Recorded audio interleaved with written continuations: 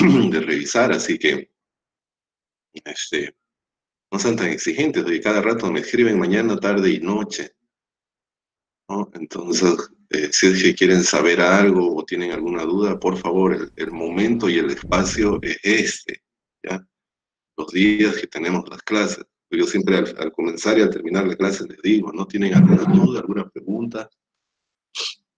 Entonces el momento es ese para aclarar sus dudas, por favor, ¿ya? Todo tiene su momento, su espacio y es este. Así que por favor tomen en cuenta eso, ¿ya? Y ya saben, no he terminado todavía de revisar, así que los que no tienen su nota les va a ir llegando de a poquito, así que calma, paciencia con eso. Muy bien. ¿Alguien tiene alguna duda sobre el trabajo, sobre el avance, sobre lo que sea, antes de empezar?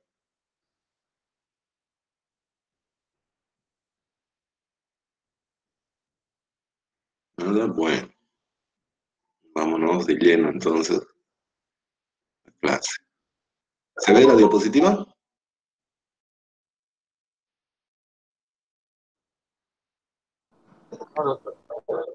¿No? ¿No se ve?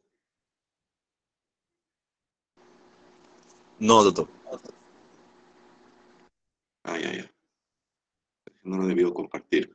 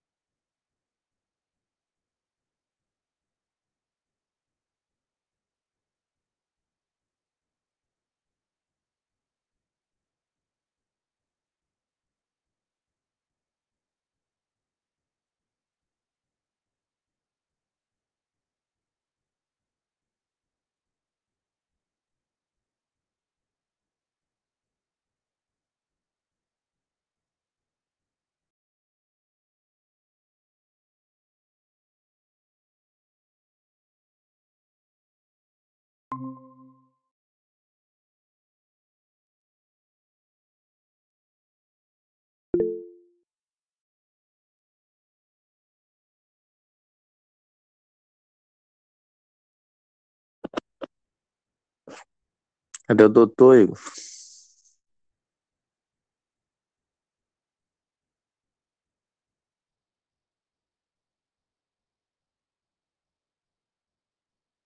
Se fue.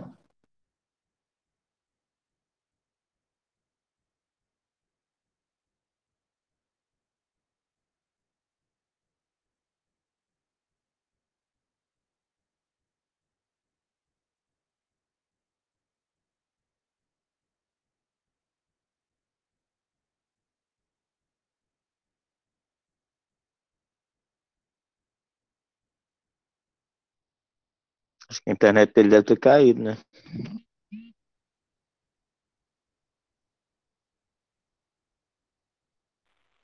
Acho que ele mexendo lá deve ter desconectado. Toda vez o computador dele desliga.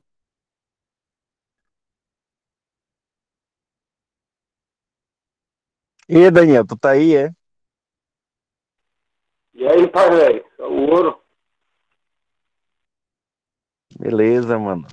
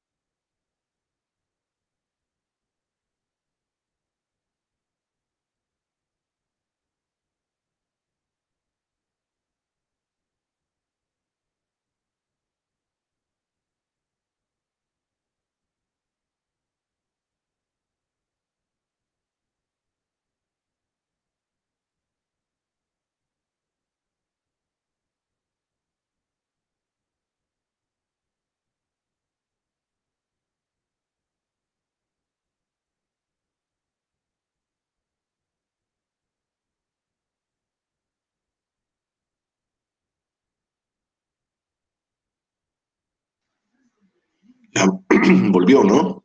Ya están viendo de nuevo, ¿no? Sí. Sí, doctor. Muy bien.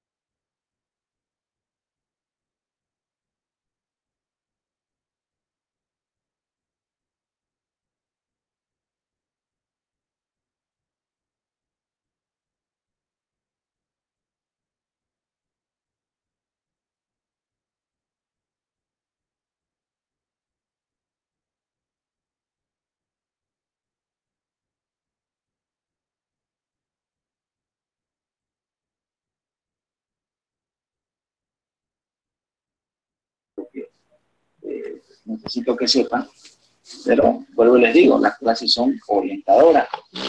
Ya, yo las preparo, las doy y ustedes simplemente recepcionan. Marcelo, tu buscan un microfone libro, está ligado. cojan, Desliga, por favor. ¿ok? Entonces, sin más, estamos en contacto. Cualquier cosa, estamos hablando. Cuídense, un abrazo, buen martes, feliz martes. Gracias, Hasta luego, hijito. Delete tu micrófono, Master. Seguimos esperando al doctora.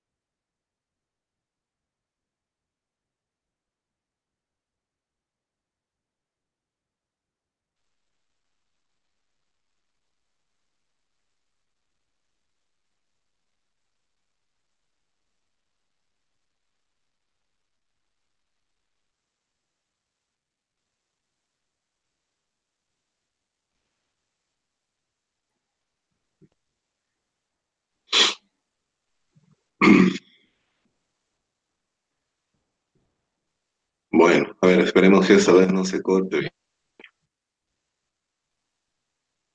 No sé por qué será, no sé si será la plataforma, la computadora. ¿Me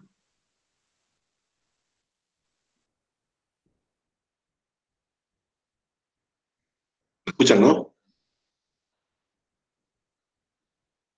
Sí, doctor. Buen día. Bueno, esperemos que salga bien.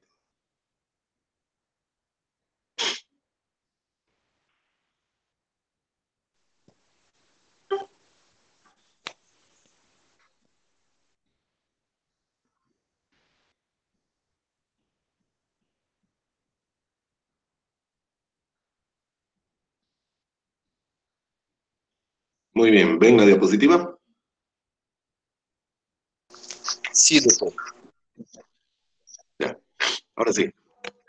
Entonces, como habíamos quedado, hoy tenemos que ver psicofarmacología, ¿no? Lastimosamente nos tocó por este medio, porque es un tema bastante pesadito, un poco difícil, ¿no? Un poco complicado de hablarlo por este medio, pero bueno, vamos a hacer el intento. Claro, se supone que ya tienen que tener alguna base de farmacología, ¿no? Sobre todo de farmacodinámica, farmacocinética, todas esas cuestiones que igual están incluidos en el tema, pero que eso lo vamos a ir obviando. De todas formas, los aspectos más importantes, sobre todo de los psicotrópicos y de los remedios y los fármacos que usamos en psiquiatría, sí tenemos que ver, ¿no? Conocer algunos, porque ustedes en la vida profesional se van a topar con algún psicotrópico tarde o temprano, ¿no? Entonces, la idea es que conozcan algunos conceptos básicos para que le pierdan el miedo, ¿no? Porque aunque no crean, muchos de nuestros colegas no tienen idea, digamos, de un psicotrópico, ¿no? Y eso genera estigma también, ¿no? La gente generalmente dice de los fármacos que usamos en psiquiatría,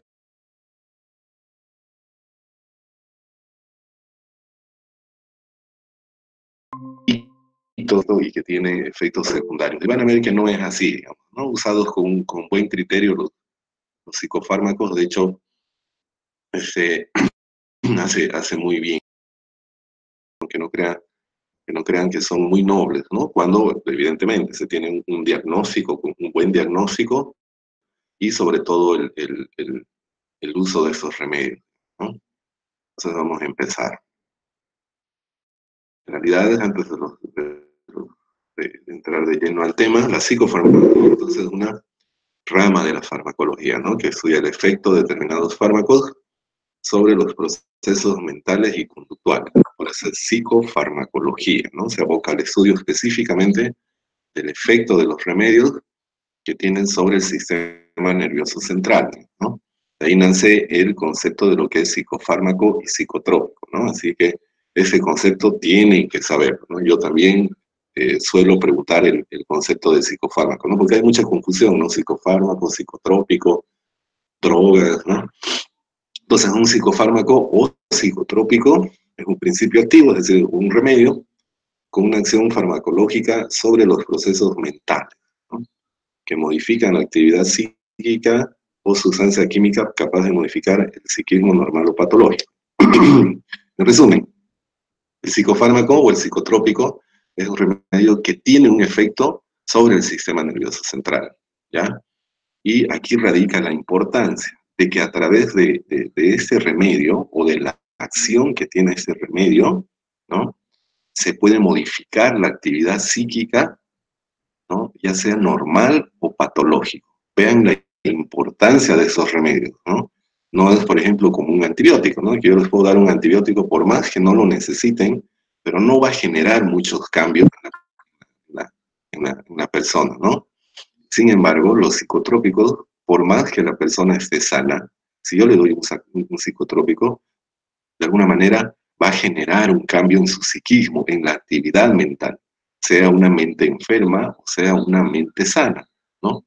Por eso es el miedo que tienen algunos colegas de usar estos remedios, por eso es el miedo que tiene la gente a ese remedio, porque se necesite o no se necesite, igual va a generar un cambio mental, ¿no? Por eso es que los psicotrópicos siempre son vendidos bajo una receta médica, ¿no? Y lo ideal sería que sean vendidos bajo la prescripción de un psiquiatra, digamos, ¿no? O de un neurólogo que también maneja algunos de los remedios que también nosotros manejamos, ¿no? Entonces, por eso es que es prohibida la venta libre de esos remedios, porque tarde o temprano produce un cambio en la conducta, en la mente de las personas, ¿no? Vuelvo a repetir, estando sana o enferma la persona, esos remedios siempre van a generar algún cambio. ¿Y por qué? Porque están diseñadas para actuar en el sistema nervioso central. ¿Ya? Entonces, ese es un concepto que ustedes tienen que manejar, ¿no? Entonces, los psicotrópicos tienen una acción en el psiquismo, es decir, en la mente, y que la persona estando enferma o estando sana igual va a generar algún cambio, ¿no? Por eso es la importancia de saber manejar estos remedios, ¿no? De hecho, algunos profesionales que no son ni psiquiatras ni neurólogos, digamos, es decir, que no son del área de salud mental o de neurociencias, se atreven, ¿no?, a prescribir. Yo he visto incluso dentistas que dan alprazolam, ¿no? No me parece, digamos, ¿no? Hay que tener una serie de criterios para poder prescribir esos remedios, ¿no? Y ahora ustedes los van a aprender, que es lo bueno. Eso también es importante, ¿no? La psicofarmacología, junto a las psicoterapias, son las herramientas fundamentales en psiquiatría para el tratamiento de los trastornos mentales, ¿no? Esa es otra cosa que tienen que tenerlo bien presente. Cualquiera sea la enfermedad mental, cualquiera sea depresión, ansiedad, esquizofrenia, adicciones, trastorno bipolar, lo que a ustedes se les ocurra, cualquiera de las enfermedades mentales, el tratamiento no solo va a ser con los psicotrópicos, es decir, no solo es medicamentoso. Todos los trastornos mentales tienen que ser apoyados por una psicoterapia cognitivo-conductual, se llama, ¿no? Porque como estos remedios tienen un efecto en el sistema nervioso central más específico en los neurotransmisores, ¿no? Esos neurotransmisores, la dopamina, la serotonina, se alteran, digamos, ¿no? Empiezan con una hiperactividad o una hipoactividad. El remedio está dirigido a nivelar la función de esos neurotransmisores. Pero si esa alteración de los neurotransmisores me produce, por ejemplo, la muerte de algún familiar, la pérdida del trabajo, digamos, o lo que estamos viviendo ahora con eso de la pandemia, ¿cierto? Ese es un estrés emocional que yo estoy sufriendo. Ese estrés va a generar esta hiperactividad en los neurotransmisores. Entonces, de nada me va a servir a mí solo tomar el remedio, ¿no?, si a través de la psicoterapia no intervengo el problema que me está generando esta alteración. Entonces, necesariamente, aparte de los remedios, se hace la psicoterapia cognitivo-conductual. También se hace énfasis en la dieta, es decir, no consumir ninguna sustancia que sea psicoactiva, como el café, Coca-Cola, alcohol, cigarro, en fin, ¿no? Acompañado también de actividad física, ¿no? Como verán, el tratamiento en psiquiatría, entonces, no es solo remedios, ¿no? Sino son una serie de pilares que nosotros usamos para la evolución favorable de las personas. Entonces, los remedios siempre se acompañan de psicoterapia y de otras cosas más, que vamos a ver más adelante. Entonces dice, ¿no?, todo médico o psicólogo, porque por ahí he escuchado, he sido testigo de que los psicólogos también prescriben, lo cual está completamente prohibido. Los psicólogos no son licenciados, digamos, ¿no? Son personas que se abocan simplemente a la conducta, digamos, ¿no? Llevan por ahí algo de farmacología, digamos, ¿no? Pero ellos no pueden prescribir. Nosotros, los psiquiatras, somos los que prescribimos porque somos médicos especialistas en la mente, ¿no? Nosotros determinamos una alteración por química cerebral y a través de los remedios es que nosotros corregimos, ¿no? Y por ende la conducta o el trastorno mental entonces se va aplacando, ¿no? Pero de todas formas, los médicos y los psicólogos necesitan unos conocimientos básicos sobre estos fármacos, ¿no? Los mecanismos de acción, los efectos sobre el cerebro y otros sistemas y sus indicaciones, ¿no? Así como sus contraindicaciones, ya que hay el riesgo del abuso de esas sustancias o también la toxicidad, ¿no? Lo que tienen que tener claro es de que todo trastorno mental tiene una base neurobiológica. Por eso usamos remedios, ¿no? Un analgésico, un antibiótico, un antihistamínico, en fin, cualquier remedio tiene un objetivo, ¿no es cierto? Siempre va a ingresar al organismo a corregir algo, ¿no? O a aplacar algo. Los psicotrópicos, lo mismo, ¿no? Van a ir a corregir una actividad neurobiológica. Todo trastorno mental tiene una base neurobiológica, ¿no? No es el demonio, no es el brujerío, no.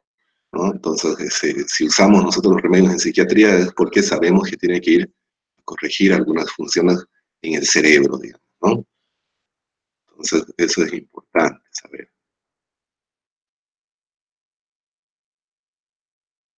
Entonces, los fármacos, psicofármacos son un compuesto extraño al organismo, como cualquier otro remedio, ¿cierto? Como tal, al ingresar al organismo se está formando y eliminando continuamente, igual que las demás sustancias, ¿no? Para producir sus efectos, ¿no? Por lo tanto, los procesos de absorción, biodisponibilidad, distribución y eliminación también se cumplen en los psicofármacos o en los psicotrópicos, igual que cualquier otro remedio. Así muy rápido hablar de farmacocinética, ¿no? Que es la dinámica de absorción, distribución, en fin, eso es lo que el organismo, en pocas palabras, ¿no? La farmacocinética es lo que el organismo le hace al remedio, ¿no? Si yo tomo, digamos, el clonazepam, es lo que mi organismo le va a hacer al remedio, ¿no? Los procesos son la absorción, que generalmente todos los remedios se absorben en el tubo digestivo, la distribución a través del torrente sanguíneo, el metabolismo. La mayoría de los remedios se metabolizan en el hígado, los psicotrópicos no son excepción. ¿Recuerdan, no? En la primera clase decíamos, ¿no? Que pacientes que tienen alguna alteración hepática, siempre manejar con criterio, ¿no? Con mucho cuidado esos remedios, porque puede producir la hepatotoxicidad, ¿no? Y la excreción, que al igual que los demás remedios también, ¿no? Se excreta por la orina, por las heces fecales, algunos por la respiración también, ¿no? Pero no vamos a entrar en detalles, obviamente, porque no me ¿no? Por favor, sus micrófonos, si no habiliten su micrófono. ¿Listo? Eso, gracias.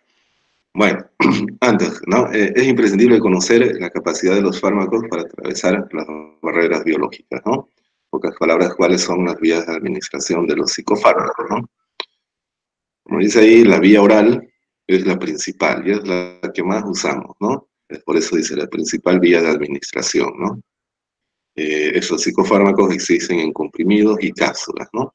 Algunos son de liberación sostenida. Estos remedios generalmente vienen como bajo la denominación de XR. Por ejemplo, hay el alprazolam, que es XR, ¿no? La virtud de esos remedios es de que son como una cebolla, digamos, ¿no? Que tienen varias capas. Entonces yo puedo dar en la mañana y todos los remedios de XR tienen la virtud de liberarse durante 24 horas, poco a poco. Entonces por eso ahí dicen, ¿no? Son de liberación continua y retardada, digamos, ¿no?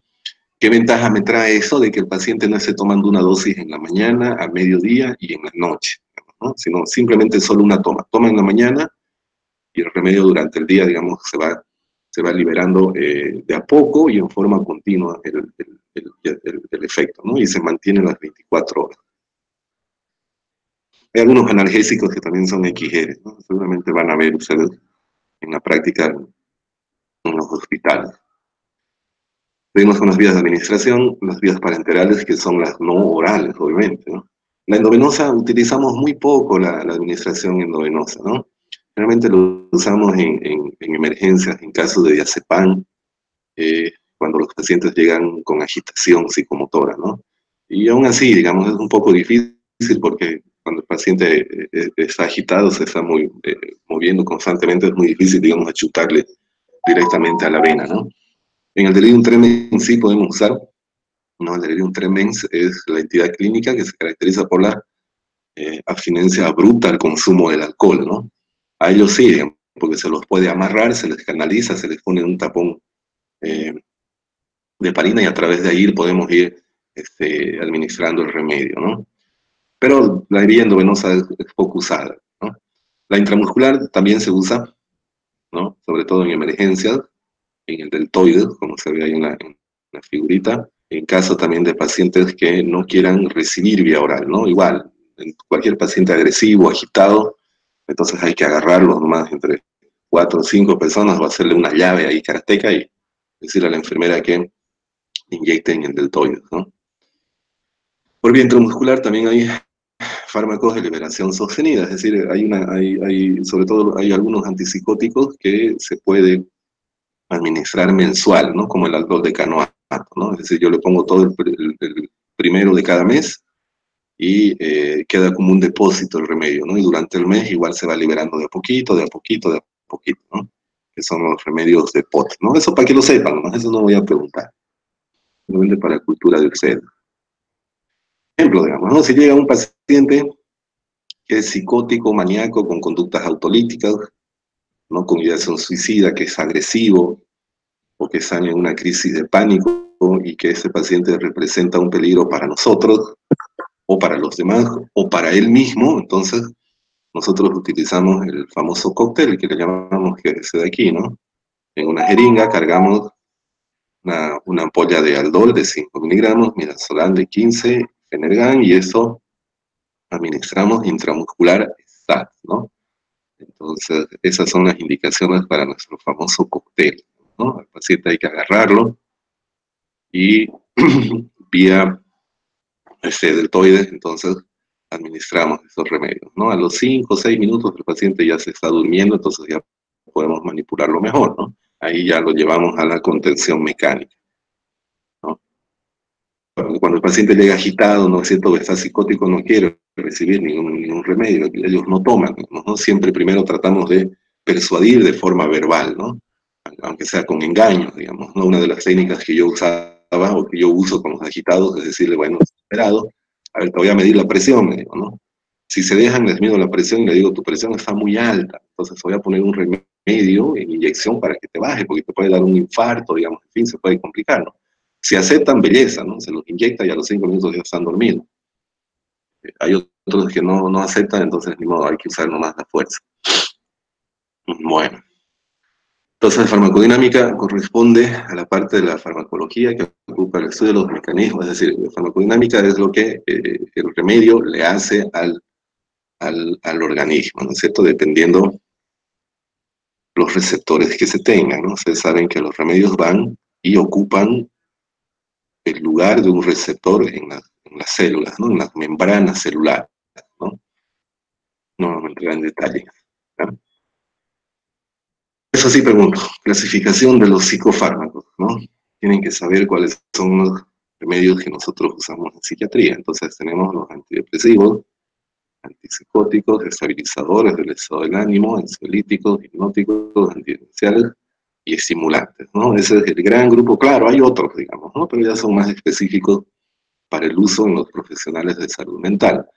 Pero estos son los básicos, estos son los que ustedes tienen que conocer, ¿no? Tienen que saber qué es un antidepresivo y para qué es, tienen que saber qué es un antipsicótico y para qué es, lo mismo, ¿no? Cada uno de esos remedios tienen que saber para qué son.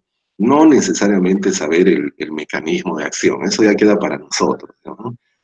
Pero por lo menos tienen que conocerlos y sobre todo cuáles son. Porque yo les digo, ¿no? En el ejercicio de la profesión les va a llegar algún paciente que toma algún psicotrópico, ¿no? Entonces ustedes por lo menos tienen que haberlo escuchado alguna vez, ¿no? Entonces, estos remedios actúan sobre los síntomas mentales, ¿no? Pero varios, la mayoría de ellos, poseen acciones secundarias que se utilizan para otras cosas, ¿no? Por ejemplo, los antidepresivos utilizamos nosotros para trastornos de ansiedad, ¿no? Otro ejemplo, los estabilizadores del ánimo, por ejemplo, nosotros usamos la carbamazepina, ¿no? Y todos sabemos que la primera indicación de la carbamazepina es la epilepsia, ¿no? Pues un anticonvulsionante. Sin embargo, nosotros utilizamos para estabilizar el ánimo, es decir, para evitar recaídas de depresión o para frenar impulsividad, agresividad, también es muy buen remedio la carbamazepina. Para recapitular un poco, entonces los ansiolíticos, fácil, ¿no es cierto?, reducen la ansiedad, están dirigidos a eso, ¿no? Algunos los denominan tranquilizantes menores porque producen un efecto calmante global, ¿no? Esto es muy importante lo que voy a decir. Los ansiolíticos no son remedios que se utilizan para inducir al sueño, no están dirigidos a producir sueño. Los ansiolíticos, claro, en dosis mal usadas, sí producen somnolencia, ¿no? Y esa es la queja principal de los pacientes. ¿Cuándo utilizo yo un ansiolítico? ¿O por qué utilizo yo un ansiolítico, por ejemplo, en un trastorno de sueño? Porque lo que el ansiolítico va a hacer es disminuir la ansiedad, la inquietud, la angustia, digamos. Entonces, al disminuir todo eso, Por ende, el sueño va a llegar más fácil y el sueño va a ser más reparador. Entonces, los ansiolíticos, eso quiero que sepan, no están dirigidos a producir sueño. Sí, yo los puedo hacer dormir con un clonazepam, con un alprazolam, pero no es su indicación. Además que, una vez pasado el efecto, deja un sueño residual, se llama, ¿no? El paciente todavía se siente medio con sueño, medio mareado, digamos. Entonces, el ansiolítico no es para producir sueño. Por eso es ansiolítico. Está dirigido a disminuir la ansiedad y, por ende, que el sueño llegue más fácil, ¿no? Es como si ustedes tengan un dolor, digamos, un dolor de muela. El dolor no los va a dejar dormir. Pero si yo les doy un analgésico y les va a pasar el dolor de muela, van a poder dormir mejor y más fácil. El ansiolítico es exactamente lo mismo. Entonces, hay remedios que están dirigidos, sí, a inducir al sueño. Estos son los hipnóticos, ¿no? Por eso dicen ahí, ayudan a dormir, ¿no? Muchos de esos remedios, si bien son del grupo de los ansiolíticos, ¿no? La diferencia radica en que ocupan otro receptor, digamos, ¿no? Entonces, los remedios que sí están dirigidos a hacer dormir o a producir el sueño son los hipnóticos, ¿ya? No son los ansiolíticos. Eso quiero que sepan. El objetivo de los ansiolíticos no es producir sueño. El médico que utilice un ansiolítico para inducir al sueño está mal, no es la indicación. Yo puedo asociar un ansiolítico con un hipnótico, ¿no? Por eso, dependiendo la clínica, dependiendo lo que yo quiera buscar, ¿tá? Los antipsicóticos, entonces, son remedios que controlan la psicosis, ¿no? En clases en la universidad ya habíamos hablado de lo que era la psicosis, ¿no? La presencia de delirios, alucinaciones, agitación, agresividad, incluso podría haber. Entonces, en esos casos damos los antipsicóticos, ¿no? Que se llaman también tranquilizantes mayores porque esos remedios también son bastante sedativos, ¿no? De hecho, en el cóctel que nosotros usamos, el Aldol, es muy, muy sedativo, ¿no? Una ampolla es suficiente para dormir a cualquiera de nosotros de ese antipsicótico. Esta era una imagen donde hablaba de psicosis, ¿no? Acuérdense, de la psicosis es cuando hay alucinaciones, hay delirios, la paranoia, ¿no es cierto? Seguimos con los psicofármacos. Entonces, el antidepresivo, como su nombre lo indica, ¿no? Está dirigido a mejorar los síntomas del trastorno depresivo, ¿no? Tristeza, llanto fácil, aislamiento, irritabilidad, ideación suicida, digamos, ¿no? Entonces, esos remedios están dirigidos a eso, ¿no? Se emplea en el tratamiento de ansiedad crónica también, ¿sí? ¿Por qué será que usamos un antidepresivo en ansiedad? Porque si bien la serotonina es el neurotransmisor que regula el estado del ánimo, también interviene la noradrenalina y la adrenalina, ¿no? Entonces, es como un efecto que tiene, ¿no? Primero se altera la serotonina y después los demás, la dopamina también. Entonces, los antidepresivos, por eso es que usamos antidepresivos, ¿no? En la ansiedad. También se puede usar en un trastorno obsesivo compulsivo y en enuresis nocturna, ¿no? Cuando los chicos se orinan en la noche. Algunos, no todos, ¿no? Por ejemplo, dentro de los antidepresivos también la paroxetina y la serotonina las usamos en casos de eyaculación precoz también, ¿no? Porque ya vamos a ver más adelante, estos remedios también tienen un efecto en la esfera sexual, digamos. De hecho, cuando yo doy un antidepresivo, siempre oriento, digamos, ¿no? Si digamos, le doy a un varón, ¿no? Convoco a la pareja, digamos, ¿no? Y les digo, bueno, a su marido, digamos, le voy a dar un antidepresivo, pero ese antidepresivo puede retrasar el tiempo de eyaculación, así que no se asuste, digamos, ¿no? Además que como se toma cierto tiempo, el efecto va a ir pasando, ¿no? Entonces, los antidepresivos no solo se utilizan para la depresión. El estabilizador del ánimo, entonces, ya saben, ¿no? Está dirigido a prevenir la recurrencia o las recaídas en trastornos afectivos, ¿no? Como depresión. El trastorno bipolar, damos un estabilizador del ánimo para evitar fases de manía o de depresión, ¿no? En adicciones también utilizamos los estabilizadores del ánimo porque disminuye el efecto del craving, ¿no? El craving es cuando, si yo soy alcohólico, digamos, el craving es el deseo o la desesperación que yo tengo de conseguir el alcohol para consumir, ¿no? Entonces, los estabilizadores del ánimo están dirigidos también a eso, ¿no? Disminuye las ganas, digamos, de querer consumir la sustancia, ¿no? Y psicoestimulantes que elevan el estado del ánimo, digamos, pero son poco prescritos, ¿no? Algunos síndromes de hiperactividad, o cuando el efecto del remedio que yo uso produce mucha somnolencia, entonces doy un psicoestimulante, ¿no? No lo uso como algunos de ustedes, digamos, por ejemplo, yo sé que en la universidad hay muchos chicos que utilizan estos psicoestimulantes para estudiar, digamos, ¿no? Yo les recomiendo que no lo hagan porque lo que están haciendo es están fundiendo sus neuronas, ¿no? Sobre todo las dopaminérgicas, ¿no? Entonces, ojo cuando tomen estos remedios para estudiar, ¿no? Cuando se ha visto de que estudiar sea una patología, si no se toma ningún remedio para estudiar, ¿no? Entonces, no les recomiendo que tomen esos remedios para amanecerse estudiando. Cuidado.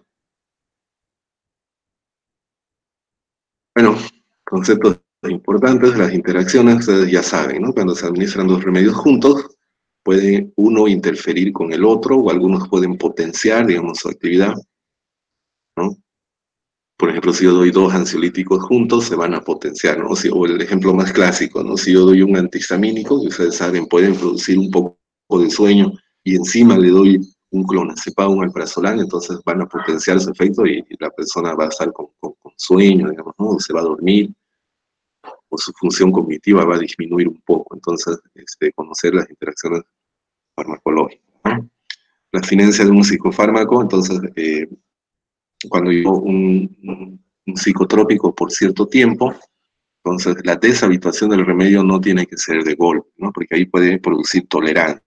Entonces siempre la deshabituación va a ser disminuyendo la dosis y de a poco. Por eso dice, cuando se administra durante mucho tiempo, los tejidos se adaptan a su presencia y al suspender el tratamiento ocurre una alteración funcional transitoria, ¿no? Hasta que el organismo alcanza su equilibrio. Entonces esos remedios nunca se quitan de golpe.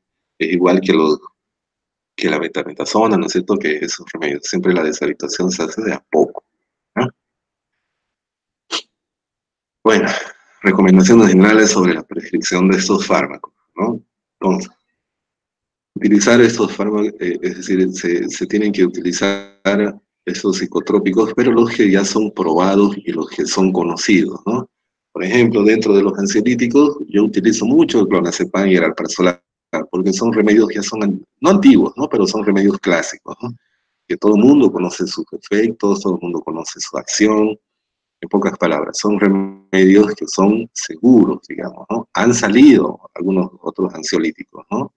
Que supuestamente son de Alemania, de Europa, son extremadamente caros, digamos, ¿no? Pero el hecho de ser remedios que vienen de otro lado y que son caros, no garantiza el efecto, digamos. Sin embargo, el clonazepam y el alprazolam, que está al alcance de cualquier persona, no son remedios que son seguros porque ya son ampliamente probados.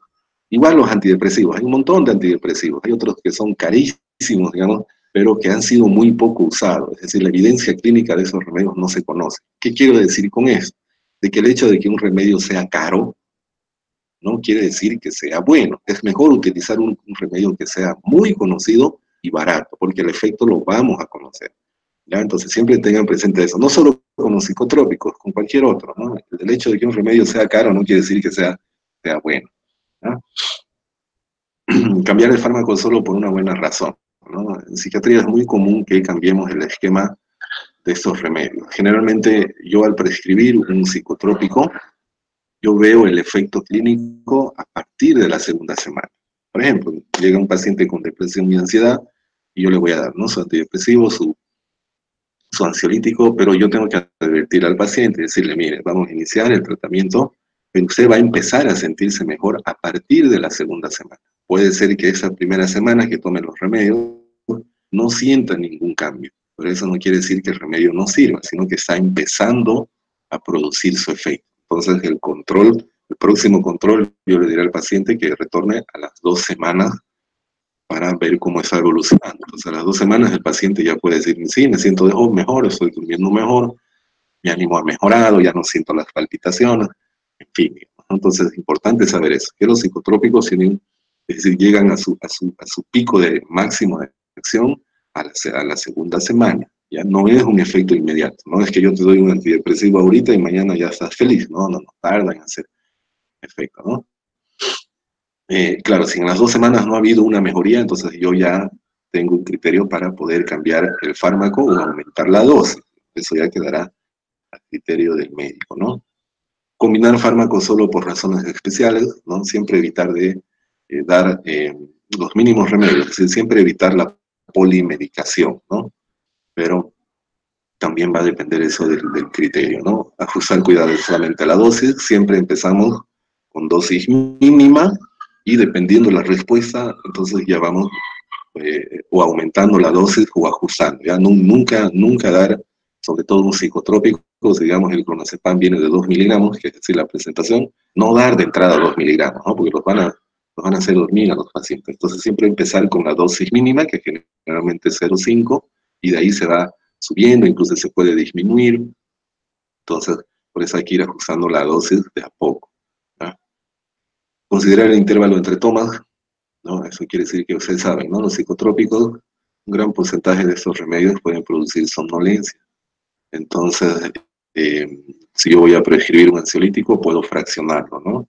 Digamos, la cuarta parte en la mañana, la otra cuarta parte al mediodía, y el resto en la noche, ¿no? Eso ya voy jugando, digamos, con la dosis dependiendo de la respuesta del paciente. Por eso es importante que los pacientes tengan un control continuo con su psiquiatra. Generalmente cada 2 semanas los pacientes acuden a su control, no solo para ver la evolución, sino para ir ajustando precisamente esto de las dosis, ¿no? Decidir la duración del tratamiento. Por ejemplo, en el caso de los antidepresivos, se recomienda dar, es decir, la persona tiene que tomar el antidepresivo de 6 meses a 1 año, mínimo, ¿no? Los ansiolíticos sí se prescriben menos tiempo, algunos dicen 3 semanas, otros dicen 1 mes, pero eso va a depender de la evolución, ¿no? Y del criterio también del médico que lo prescribe. Mucho va a depender también el uso de esos remedios, del éxito que tenga la psicoterapia, ¿no? Acuérdense que no es solo dar remedio. Entonces, si está acompañado por un buen trabajo psicoterapéutico, ayuda bastante. La deshabituación del remedio se puede hacer antes incluso, ¿ya? Recomendar a los pacientes sobre efectos iniciales o secundarios, ¿no? Lo más común de los psicotrópicos, ya saben, es la somnolencia, algunos se quejan de boca seca, ¿no? Orientarles también, avisarles sobre el retraso de la aparición de la respuesta. Bueno, aquí dice 3 a 4 semanas, pero generalmente son 2 semanas que nosotros vemos el efecto clínico, ¿ya? El primer signo de mejoría es el sueño, digamos, ¿no? Las personas lo primero que te dicen cuando el remedio está bien prescrito es decir, sí, doctor, estoy durmiendo mejor, ¿no?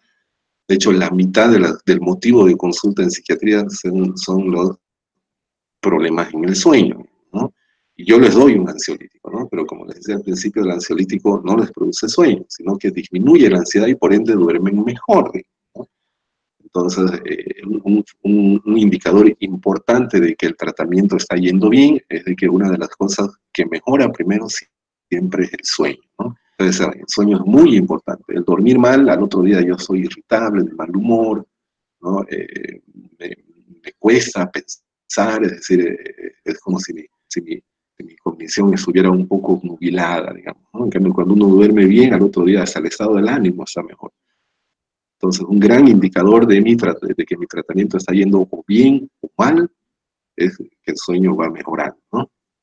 Algunos otros efectos secundarios puede ser un temblor leve, ¿no?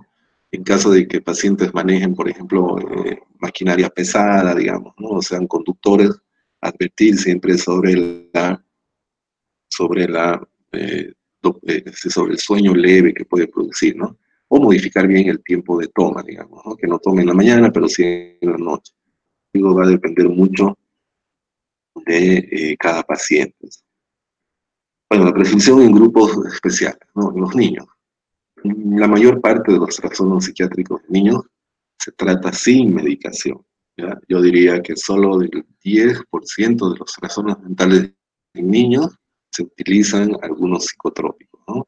Siempre hay que evitar y hay que pelear por no prescribir un psicotrópico en los niños.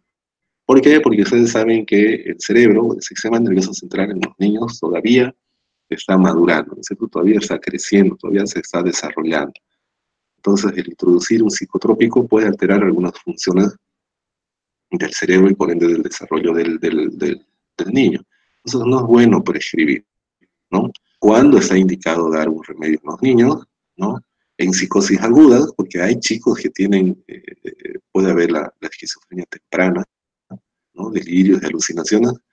Voy a postear en en la tabla del site de psiquiatría hay un video muy interesante de una niña con esquizofrenia, ¿no? De 7 u 8 años, ¿no? Entonces, en casos así sí se puede usar los antipsicóticos, ¿no? Trastornos depresivos mayores, sobre todo cuando hay ideación suicida, se da, ¿no? Sin ir muy lejos, yo aquí en el CDG, el año pasado atendí a un niño de 7 años que constantemente quería suicidarse, ¿no? Había intentado colgarse varias veces, pero felizmente, yo digo, ¿no? Felizmente, el cable o la soga que utilizaba para querer suicidarse siempre se rompía, digamos, ¿no? No llegaba a quitarse la vida, más bien, y gracias a Dios. Entonces, en ese caso yo tuve que usar un antidepresivo, ¿no? Entonces, cuando los casos son así, sí está indicado. En el TDAH, en el famoso trastorno por déficit de hiperactividad e inatención, también se pueden utilizar los remedios, ¿no? Con criterios, evidentemente, ¿no? Pero cualquiera sea de estas enfermedades, ya saben, ¿no? Tiene que estar acompañado siempre con una psicoterapia, ¿no? Pero siempre tener en cuenta de que hay que evitar la medicación en los niños. Pero a veces, como dice aquí en las indicaciones, no hay otra salida, ¿no?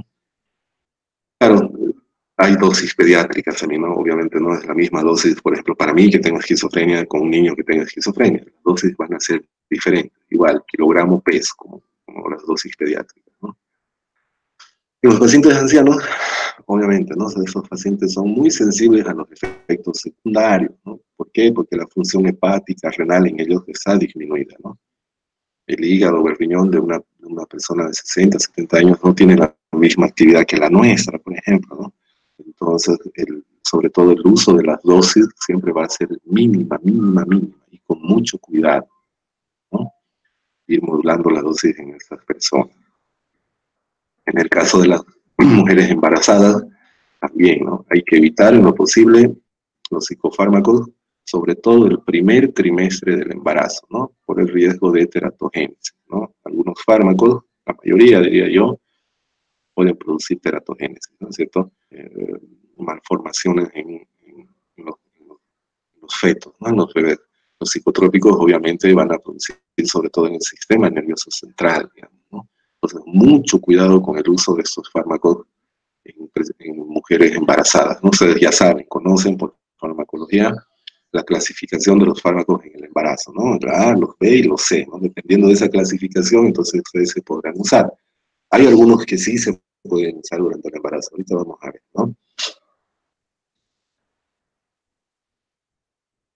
Durante la lactancia también, ¿no? Como dice, hay que ser muy cautos a la hora de prescribir psicofármacos en las mujeres que están dando de lactar, ¿no? Porque los remedios llegan a la leche materna, ¿no? Eso yo lo sé bien por las famosas depresiones postparto, ¿no es cierto?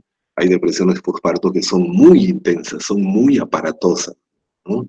De hecho, ha habido casos en que mujeres en depresión postparto incluso han quitado la vida a sus bebés, ¿no? O ellas mismas. Entonces hay casos, como les digo, muy aparatosos. Cuando ocurre eso, entonces se habla con la familia, ¿no es cierto? Con el paciente no mucho, porque ella generalmente está viviendo otra realidad, ¿no? Entonces se habla con la familia y se les explica el riesgo-beneficio, ¿no? Por ejemplo, a la mamá o al marido se le dice, mire, hay que darle nomás un antidepresivo porque ella tiene ideación suicida o tiene ideas de hacer mal, digamos, a otros, ¿no? Porque en la depresión postparto, ¿qué es lo que piensan las mujeres? Que son malas madres, que no van a poder criar al bebé, que están arrepentidas de haber traído una vida al mundo, entonces prefieren quitar. Entonces se les dice a los familiares, vamos a tener que quitarlo, o sea, no quitarle al bebé, ¿no? Pero separar al bebé de la mamá, es decir, que no le dé de lactar y vamos a tener que dar un antidepresivo hasta que mejore, ¿no? Y con el tiempo ya vamos a quitar el antidepresivo y ella va a poder volver a dar de lactar a su bebé. Entonces muchas veces hay que hacer ese análisis, ¿no es cierto? El riesgo-beneficio. Si está en riesgo la vida de la mamá o de algún componente de la familia, pues tiene que dejar de lactar, ¿no es cierto? Entonces, muchas veces se maneja así, ¿no? Pacientes que son polimedicados, digamos, o que ya ellos ya toman, es muy común, ¿no? En personas, sobre todo de la tercera edad, que son hipertensos, diabéticos, algunos renales, ¿no es cierto?, que ya toman algún cóctel de algunos otros remedios, entonces nosotros también lo mismo, ¿no? utilizaremos esos remedios con mucho cuidado, ¿no? Siempre con dosis mínima. En pacientes que tienen alguna enfermedad renal o hepática, lo mismo, siempre con mucho cuidado porque podemos producir una toxicidad, ¿no? Puede producir alguna interacción con los otros remedios. Y eso que también suelo preguntar, muy importante que ustedes sepan los efectos secundarios de los psicofármacos, ¿no? Ya saben, el más importante y de lo que más se queja la gente es de la somnolencia, ¿no? Doctor, mucho me hace dormir su remedio, dicen, ¿no? Y dejan de tomarlo. Por eso es importante la orientación, ¿no? Esos efectos secundarios duran cierto tiempo, a veces 1 a 2 semanas. Entonces al paciente se le dice, no se va a tomar este remedio, le va a producir un poco de sueño, pero conforme vaya pasando los días, ese sueño se le va a ir pasando. Si no se le va pasando, lo más lógico que es disminuir la dosis, ¿no? Si con la dosis mínima persiste esa somnolencia, ¿no? Entonces yo cambiaré de remedio, ¿no? Porque para ansiedad, depresión, para cualquier enfermedad hay un montón de remedios, no es solo uno, digamos, ¿no? Pero hay remedios que son de primera línea. Pero el efecto secundario más común de los psicofármacos es la somnolencia. Muchos también se quejan de molestias gastrointestinales, ¿no? Puede haber a veces un poco de dispepsia, en algunos casos puede producir una diarrea, ¿no? Leves molestias gastrointestinales, pero que con el pasar de los días también va cediendo. Trastornos en el movimiento, a veces puede producir un poco de temblor, en casos más graves, sobre todo de los antipsicóticos, puede producir la caticia, y cuando veamos antipsicóticos ahí vamos a ver con más detenimiento. Eso es muy importante, orientar a las personas.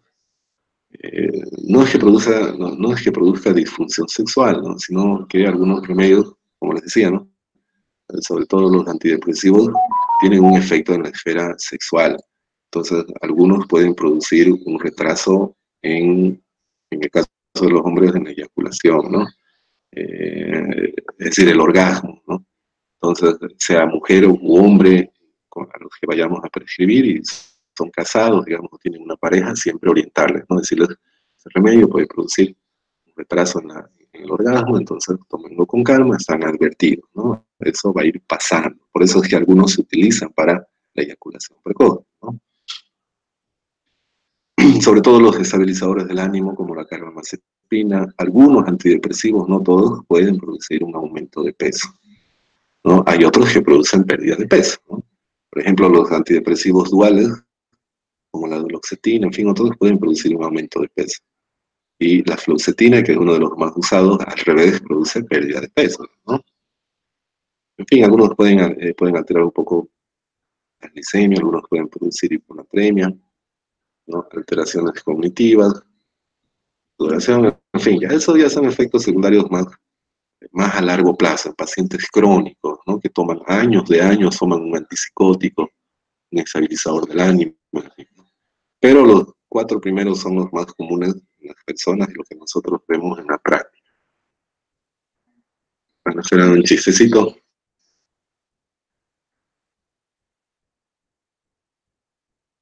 Bueno, ¿por qué actúan los psicofármacos, ¿no? ¿Están explicando, no? ¿O estoy hablando yo solito? Estoy escuchando. Ya. Como me hago silencio. A ver, para animar un poco, para animar un poco la clase, a ver, lean lo que dice el perrito. ¿Quién se anima a leer lo que dice el perrito? Meu psiquiatra dice. ¿Lo traduzco o lo leo normal? Léelo y después traducilo. Meu psiquiatra disse que eu era louco. Eu disse que queria, segundo outra opinião, ser feio também. Pobre perrito, ¿no? Su psiquiatra, aparte de loco, feo. ¿Lo traduzco o lo dejamos así? Y la mayoría son brasileños, ¿no? A ver, para los bolivianos que no entienden portugués, a ver, traducirlo. Mi psiquiatra dice que yo era loco, ¿no? En el caso, yo le dije que quería una segunda opinión y él me dijo que era feo también. Muy buena, doctor. Pobre perrito, ¿no? Aparte de loco, feo.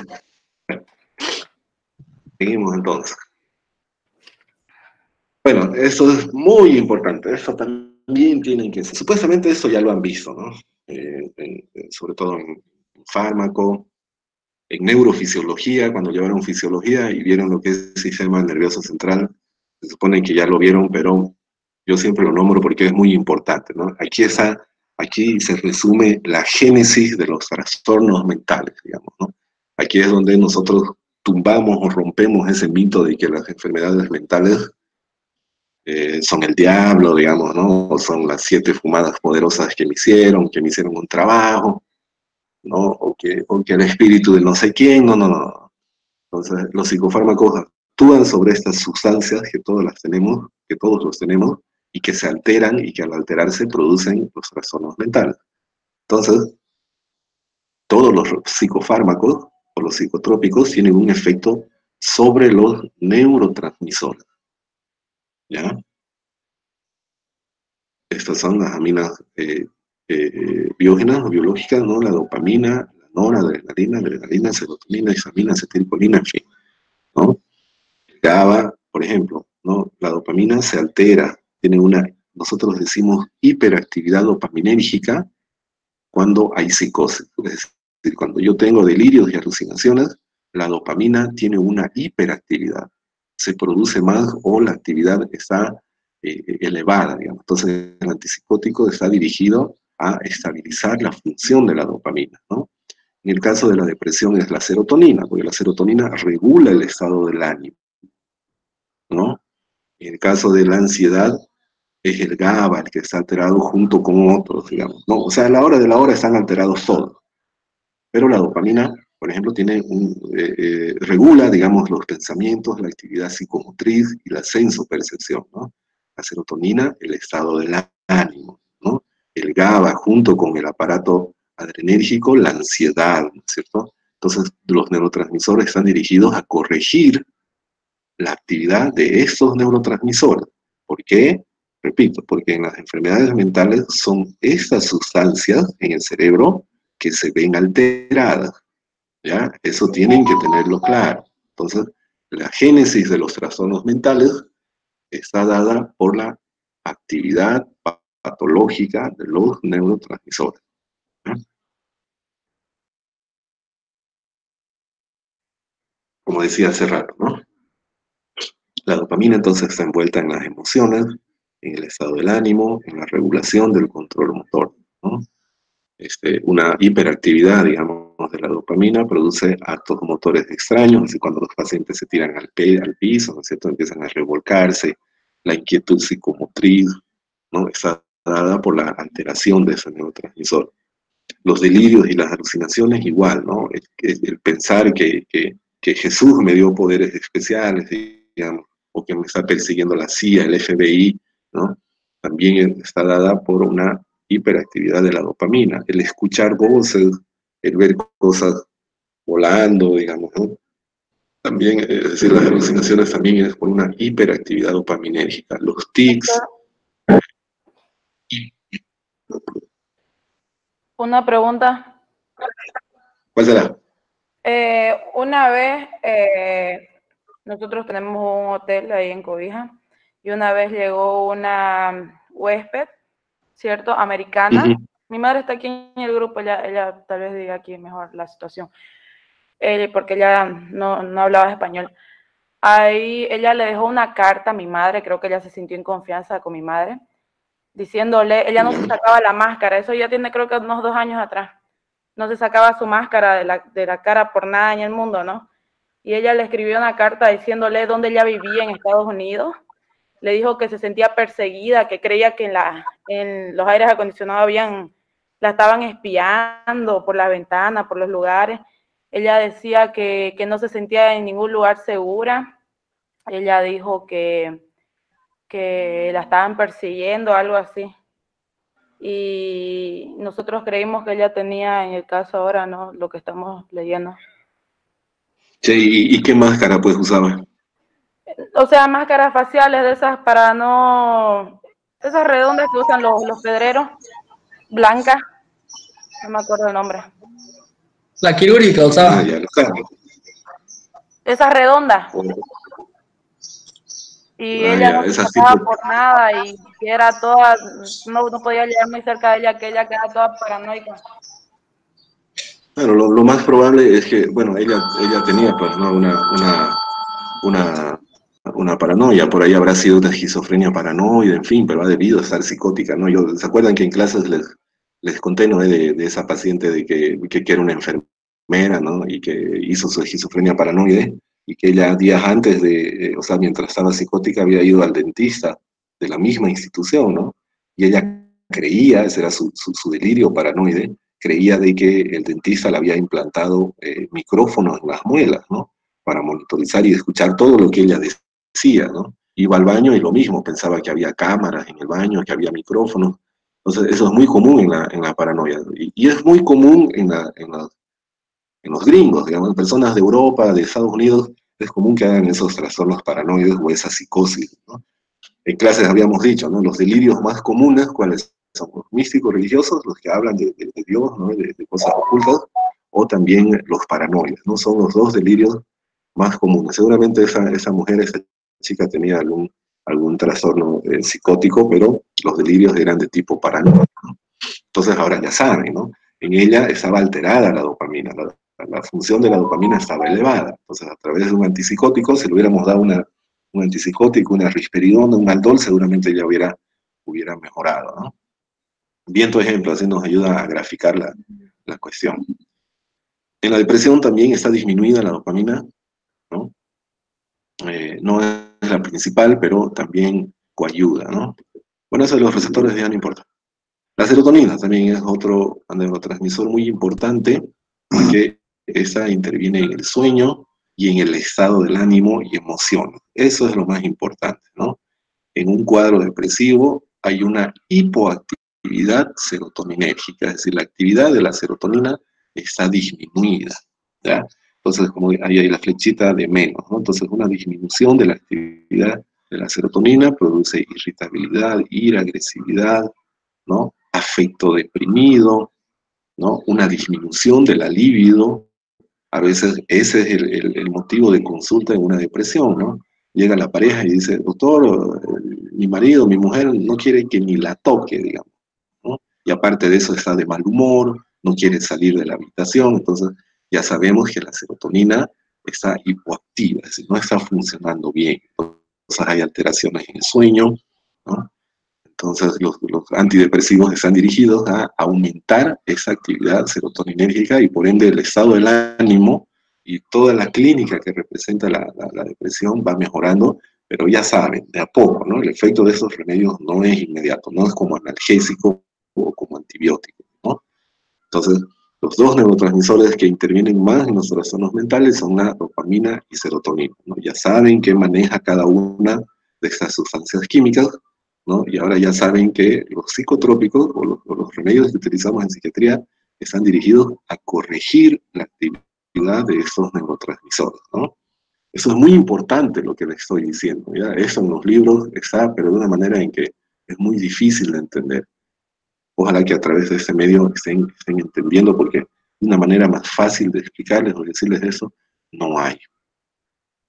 Estos también son importantes, sobre todo para la ansiedad, ¿no? Como dice ahí, la adrenalina, es decir, el aparato adrenérgico, son excitatorios o inhibitorios, ¿no? Ustedes saben, es como si uno fuera el acelerador y otro el freno, digamos, ¿no? Uno aumenta y el otro disminuye. En la ansiedad hay un desbalance de esto, ¿no? Es como si yo pisara o el freno, sobre todo el acelerador a fondo, y es ahí donde hay las palpitaciones, la sensación de falta de aire, ¿no? Las personas creen que se van a morir, ¿no? En fin, entonces los remedios, el alprazolam y el clonazepam están dirigidos, ¿no? A evitar esa mala función, digamos, de esos neurotransmisores, ¿no? Sus alteraciones, ya saben, ¿no? Produce palpitaciones, temblor, sensación de falta de aire, sudor, digamos, ¿no? La micción, es decir, ir al baño cada 30 segundos antes de dar una exposición, de hablar con alguien que tenga importante, digamos, según ellos, ¿no? Y también envuelto en respuestas también emocionales, ¿no? La impulsividad, en fin, las crisis histéricas, está dominado, digamos, no solo por eso, obviamente, todos intervienen, ya saben, ¿no? Pero hay algunos que tienen, es decir, que les damos mayor énfasis, ¿no? Y a esos son los que los psicotrópicos están yendo a hacer el efecto. ¿Ah? Bueno, ese gráfico más o menos muestra, ¿no? Ahí en colorcitos de aquí abajo ven, ¿no? La dopamina, color azul, la serotonina, color verde, bueno, la oxitocina que no la nombramos y el aparato adrenérgico, ¿no? Y ahí muestra, ¿no? Por ejemplo, en la esquizofrenia, ya saben, la dopamina está aumentada, ¿no? Se ha disminuido, la serotonina manejando bueno, el estado del ánimo, ¿no? El aumento produce felicidad, en fin. Más o menos grafica. ¿Cómo actúan? Bueno, eso teníamos que hacerlo en clase, ¿no? Porque eso yo lo proyectaba en el proyector, ¿no? Obviamente, ¿no? Aquí yo explicaba cómo era que hacen efecto los remedios, y hasta en blanco después pasaban a la pizarra y explicaban lo que yo había explicado. Como no se puede hacer eso, entonces yo voy a explicar aquí cómo es que hacen efecto los remedios, ¿ya? ¿Cómo actúan? Bueno, ¿se ve el cursor, ¿no? El mouse, lo que yo estoy moviendo, o no? ¿O no se ve? Se ve, doctor. El cursor, ¿no ve? Ya. Bueno, todo eso de acá es el botón presináptico, ¿cierto? Aquí dice axón neurona 1, dice, entonces ese es el botón presináptico. Eso de aquí abajo es el botón postsináptico, ¿cierto? Y el espacio que hay, o sea, esa es una neurona y esa es otra neurona, ¿no? Y el espacio que hay entre el botón presináptico y postsináptico se llama espacio intersináptico, ¿ya? Eso para ubicarnos, ¿no? ¿Ya? Entonces, ustedes saben que en todas las células, sobre todo en las neuronas, se metabolizan, ¿no es cierto? O se producen, ¿no? O se componen, o se arman, como quieran llamarle, los neurotransmisores, ¿no? Y una vez son hechos, digamos, esos neurotransmisores, se guardan, ¿no? En vesículas, ¿no es cierto? Digamos, esta puede ser una vesícula de serotonina, esta otra de dopamina, digamos, aquí se está haciendo la acetilcolina, en fin, ¿no? Y se van guardando, ¿no es cierto? Se van almacenando en estas vesículas. Entonces, eso como un rayo, digamos, de electricidad que hay, el estímulo nervioso, digamos, ¿no? Y se produce la despolarización, ¿no? ¿Se acuerdan lo que era la despolarización, no? Al haber el estímulo nervioso, ¿no? O al haber la despolarización, esas vesículas de los neurotransmisores se van a liberar, como aquí en la flechita roja dice, ¿no? Se liberan, ¿no? Y los neurotransmisores quedan libres en el espacio intersináptico. Esos neurotransmisores, digamos, ese de aquí es de serotonina, va a ir y va a ocupar su lugar correspondiente en el receptor de la neurona postsináptica, ¿no? Constantemente se va a hacer eso. Y es así como se mantiene un estado regular, digamos, o estable, ¿ya? Entonces recuerden, los neurotransmisores se fabrican, digamos, por así decir, y se almacenan en el botón o en la neurona presináptica, ¿no? Y dependiendo del estímulo, que no es más que la despolarización, ¿no? Hace que los canales se abran y los neurotransmisores quedan libres en el espacio intersináptico. Y cada neurotransmisor va a ir a la célula de al lado o en la neurona postsináptica y va a ocupar su lugar en el receptor, ¿no es cierto? Produciendo así su efecto. Digamos, es la serotonina, mantener el estado del ánimo, ¿no? Si es la dopamina, mantener el pensamiento y la actividad psicomotriz normal, en fin, ¿no? Entonces, si por alguna razón la serotonina es muy poca que se libera, o no se está produciendo bien, o hay un problema en su receptor, entonces el flujo continuo de esta serotonina, que es la que regula el estado del ánimo, se va a ver interrumpido, es decir, no va a ser normal, ¿no es cierto? Va a estar interrumpido. Entonces, ahí es donde se va a producir, por ejemplo, la depresión. Por eso hay una hipoactividad serotoninérgica. Entonces, yo al administrar un antidepresivo, va a venir y va a actuar acá, ¿no? Mejorando la respuesta de los receptores en las neuronas, o estimulando más la producción de la serotonina, ¿no? O acelerando la producción aquí arriba de la serotonina. El mecanismo de acción va a variar, pero sobre todo el efecto de estos remedios en general se ve aquí, ¿ya? Entonces, ¿qué es lo que yo quiero que entiendan de este dibujito? De que todos los neurotransmisores se producen y se almacenan en las neuronas, ¿no? Y que ante un estímulo son liberados y estimulan a la neurona que está al lado, ¿no? Para que haya un trastorno mental, este mecanismo se va a ver alterado.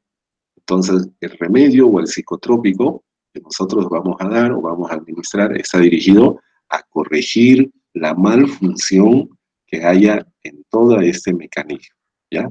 Eso es lo que quiero que entiendan, si entendieron. A ver, ¿tienen alguna pregunta sobre ese dibujito?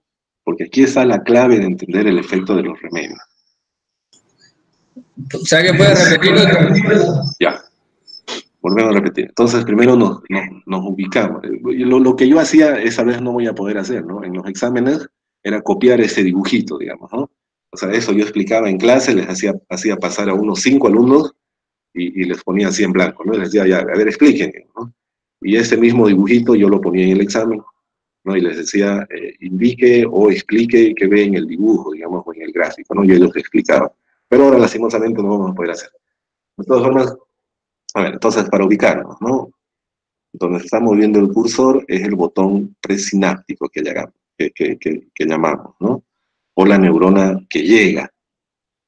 Esta parte de aquí, donde dice dendrita de neurona, es el botón o la neurona postsináptica. Ustedes saben, ¿no? La unión de dos neuronas se le llama sinapsis, ¿no es cierto? Por eso es botón presináptico, ese, y ese botón postsináptico, ¿no? Y el espacio que hay entre ellos se llama el espacio intersináptico, ¿no? Es ahí donde se desarrolla, donde se llevan a cabo todos los mecanismos, digamos, ¿no? de las neuronas, ¿no? Entonces, ustedes saben que en todas las células y en las neuronas se producen o se metabolizan los neurotransmisores, ¿no? Y una vez se fabrican, digamos, son guardados o almacenados en unas vesículas, ¿no? Ahí dice, vesículas conteniendo neurotransmisores, ¿no? Y listo, y se quedan ahí entonces esperando a que llegue un estímulo nervioso, ¿no? O la famosa despolarización, ¿no? Entonces, cuando llegue el estímulo nervioso, lo que hacen es abrirse las compuertas de las neuronas y estos neurotransmisores, como dice aquí, son liberados, ¿no? Es decir, es como si se abrieran las puertas y los neurotransmisores corren, digamos, ¿a dónde? A sus receptores que están en el botón postsináptico, o están en la neurona del frente, digamos, donde tienen que ir, ¿no? Es como cuando ustedes, digamos, están en su casa, esa es la neurona presináptica, su casa, ¿no? Y tienen que ir a la universidad a pasar clases y la universidad es la neurona postsináptica, ¿no? Entonces abren su puerta y salen en la moto, ¿no? Todo ese espacio que recorren para llegar a la universidad es el espacio intersináptico, ¿no es cierto? Y su receptor es la puerta de la universidad, ¿no? Entran y listo, y cumplen su función. Los neurotransmisores es lo mismo. Entonces, para que haya un trastorno mental, tiene que haber alguna alteración en todo este mecanismo. Puede ser que no se esté produciendo bien o en las cantidades suficientes el neurotransmisor, puede ser que no se abran las compuertas, puede ser que la cantidad de los neurotransmisores o aumente o disminuya, o puede ser que en los receptores de la neurona postsináptica, los receptores o estén en menor número, digamos, o estén funcionando mal. Entonces, los psicotrópicos, o los remedios que hemos visto hasta ahora, están dirigidos a corregir estas cosas, ¿no? O a estimular o a mejorar a los receptores, o aumentar o disminuir la cantidad de los neurotransmisores, o a efectivizar o mejorar el metabolismo de estos, ¿no? Ya cuando llevemos cada uno de los remedios, ahí vamos a saber específicamente qué hacen. Pero de nada va a servir que yo les explique eso si es que ustedes no entienden este mecanismo, ¿ya? ¿Quedó claro? ¿Alguna duda? Doctor, ¿me escuchó? ¿Qué? ¿Qué fue? Eso entonces ocurriría, por ejemplo, si hay falta de dopamina o ausencia, ¿no? O no se está produciendo mucho o no se está liberando, es lo que pasa en el Alzheimer, ¿no? Entonces, el objetivo, no sé, parece que se administra más dopamina para intentar compensar la poca concentración que hay o que se está produciendo, el déficit en el sistema nervioso central, ¿no? Eso sería más o menos también así. En el Alzheimer decís, ¿no? Sí.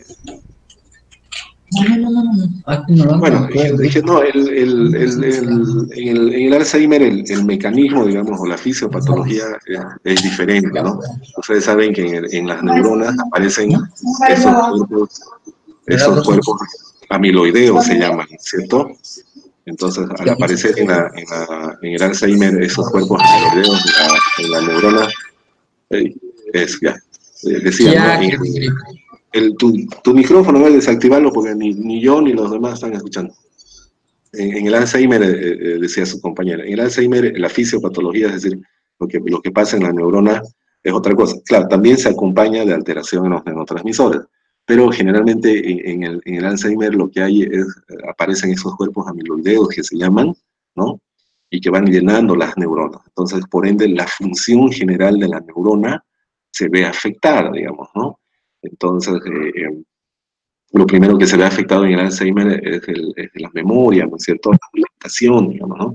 Y que a la larga ya va produciendo alteraciones ya, por ejemplo, en el estado del ánimo o en otras esferas. De hecho, a veces la presentación del Alzheimer puede ser con un cuadro depresivo, no necesariamente con alteraciones de memoria.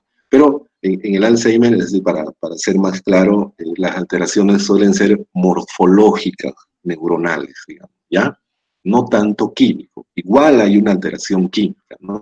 Pero que eso viene después o es secundaria a la alteración morfológica de la neurona, ¿no? Entonces, pero sí, también de hecho hay la pseudodemencia que se llama, ¿no? En la cual vienen a consulta las personas de la tercera edad acompañados de sus familiares, pero con un estado depresivo grave, digamos, ¿no? Y al hacer nosotros el examen mental, ¿no? O hacer el mini mental test, que se llama, ahí ya descubrimos, bueno, hallamos, digamos, o hacemos la pesquisa ya de los trastornos en la memoria, de la orientación, hay falsos reconocimientos, digamos, ¿no? En fin, todo lo que conlleva el Alzheimer. Cuando veamos Alzheimer o las demencias, vamos a hablar específicamente de eso. Pero en el Alzheimer, no, si bien hay una alteración química cerebral también, pero en ellos predomina la alteración morfológica, como les digo, de las neuronas. ¿Qué más?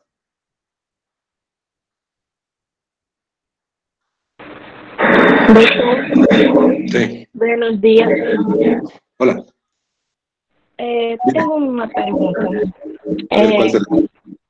Hay algunas informaciones en la internet, a veces en la televisión, que digo que algunos alimentos ayudan a producir algunos neurotransmisores, por ejemplo, como la serotonina. ¿No ve? Creo que ya vi que el chocolate aumenta la producción de serotonina. Pero ¿es verdad? ¿Y estos alimentos realmente aumentan la producción de esos neurotransmisores o es mito? Ya, muy bien tu pregunta, me estaba olvidando de eso. Efectivamente, hay algunos alimentos que sí producen, es decir, serotonina, que ayudan. Por ejemplo, ¿cuáles son los que sí ayudan, ya?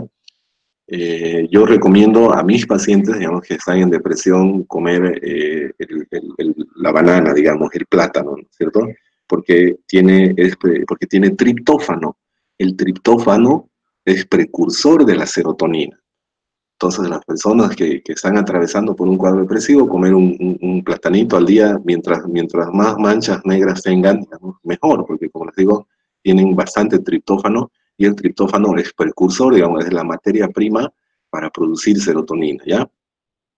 Entonces, recomendable eso. También, todo lo que es maní, digamos, esas legumbres secas también son ricas en triptófano, también ayudan a la producción de la serotonina, en el caso de la depresión. ¿Qué pasa con el chocolate? El chocolate, de hecho, nosotros no recomendamos el consumo, ¿no? Todo lo que es negro, por ejemplo, café, Coca-Cola, chocolate, ¿no es cierto? Aparte de lo que es negro, el alcohol, el cigarro, esos estimulantes como Red Bull, Rush, digamos, todo el mate, la hoja de coca, ni se diga la marihuana, la cocaína, ¿no es cierto? Todas estas sustancias que son estimulantes, digamos, ¿no? Más bien aumentan la actividad de algunos neurotransmisores. Entonces, en vez de sacarte yo de la depresión con estas sustancias, voy a sumar a la depresión, es decir, te voy a sumar ansiedad, porque altera la actividad de esos neurotransmisores. Entonces, no es recomendable. ¿Qué es lo que pasa con el chocolate? El chocolate tiene la xantina. ¿ya? Y la xantina es un poderoso estimulante. Por eso, sobre todo las mujeres, ¿no es cierto? Cuando están tristes, ¿no? Cuando tienen algún problema, ¿qué es lo primero que buscan? Chocolate, ¿no es cierto? Claro, esa xantina, al consumir el chocolate, te genera placer, te da un bienestar, ¿no? Pero es decir, al comer el chocolate, tu dopamina, tu serotonina, ¡pum!, las mandadas, digamos, al cielo, es decir, aumenta su actividad y por ese momento te hace sentir bien. Pero así como su acción es abrupta, ¿no?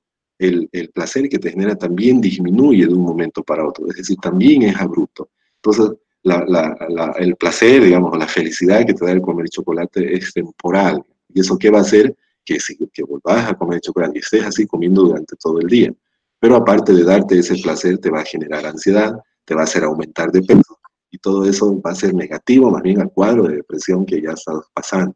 Entonces, no es recomendable comer. Pueden comer, ¿no? Pero con moderación, ¿no? Entonces, eso es lo que pasa con el chocolate. No es recomendable el consumo de chocolate. Sí, pero en dosis, digamos, por así decirlo, en una cantidad, pero que sea razonable, pues, ¿no? Pero eso es lo que produce el chocolate por su componente que tiene, que es la xantina, pero no ayuda, digamos, en una depresión, ¿no? Como otros alimentos sí lo hacen. ¿Qué más? Doutor, Sí. Pode falar aí. em alguns casos, não vai estar diminuída a produção desses neurotransmissores, e sim em esses receptores pós-sinápticos. Em estes casos, a medicação vai ser o efeito ou não, em casos de problemas orgânicos da pessoa? Sí, igual hace efecto. Es decir, digamos, ¿no? Aquí viendo el cursor, digamos, ese es el receptor postsináptico, ¿no es cierto? Si los receptores están funcionando mal, digamos, o por alguna razón no hay la cantidad suficiente, ¿no? Dependiendo del mecanismo del antidepresivo, el antidepresivo puede hacer que se metabolice y se libere en mayor cantidad. Entonces, a mayor estímulo del receptor, entonces el receptor puede mejorar su actividad, ¿ya? O incluso hasta se pueden crear nuevos, digamos, ¿no? Entonces, ante el estímulo constante de la serotonina sobre su receptor que esté mal funcionando o que hayan pocos, entonces puede mejorar la actividad de este, ¿ya? Entonces, hay, por ejemplo, los antidepresivos duales que tienen un efecto en dos neurotransmisores, digamos, ¿no? Entonces, va a tener el receptor mayor estímulo y por ende su funcionamiento va a mejorar. Más allá de cualquiera sea el problema, como vos decís, ¿no? Que esté funcionando mal o que no haya la cantidad suficiente, digamos, ¿no? Entonces, como les digo, ¿no? El estímulo constante, digamos, de ese neurotransmisor, a la larga, por eso tarda 2 semanas, 3 semanas a veces en hacer efecto, a la larga va mejorando, digamos, su funcionamiento, ¿no? Y eso se traduce clínicamente, porque la vemos a la persona con un mejor estado de ánimo, mejora el sueño, el apetito también se regulariza, ¿no? Entonces, es así como funciona. ¿Qué más?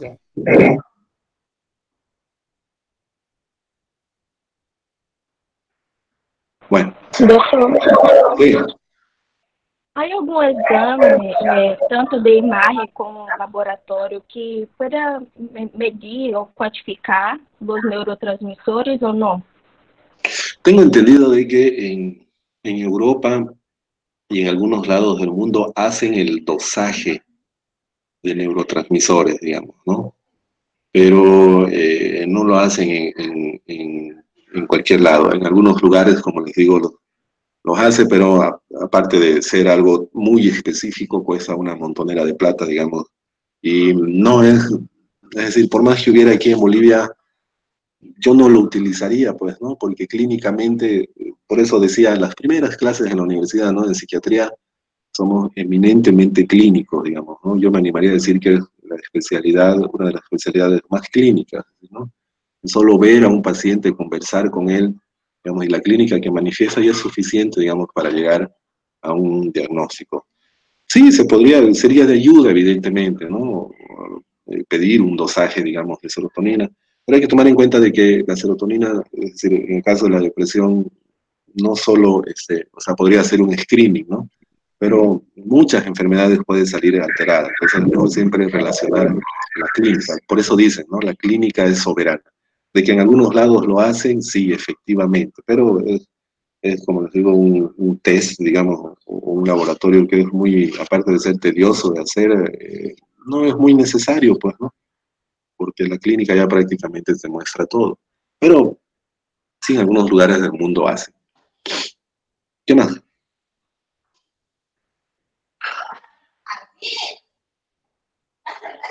Bueno, entonces, esta es solo la primera parte, ¿no? Del tema. La segunda parte ya es donde nosotros hacemos la descripción de cada uno de estos remedios.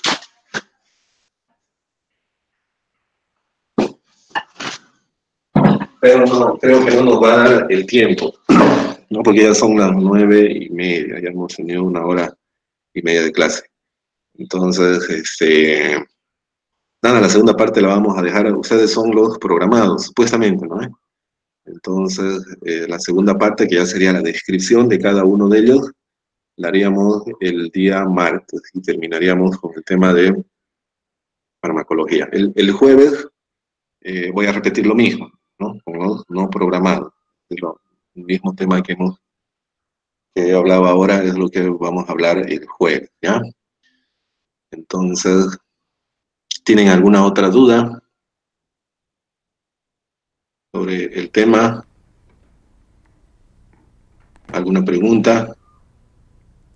Doctor, ¿y qué pasa cuando, por ejemplo, si hay una persona que no puede dormir bien, pero ella trabaja, tiene una función, no sé, de motorista, camionero o algo que requiere mucho la atención y, digamos, no es recomendable recetar ansiolítico o hipohipnóticos a esas personas porque no se puede cometer algún accidente, eso, con el miedo?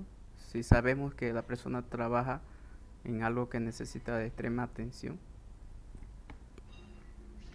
Sí, hay muchos casos de esos, pues, ¿no? Personas que necesitan estar con la atención al máximo, ¿no? Los que conducen alguna movilidad.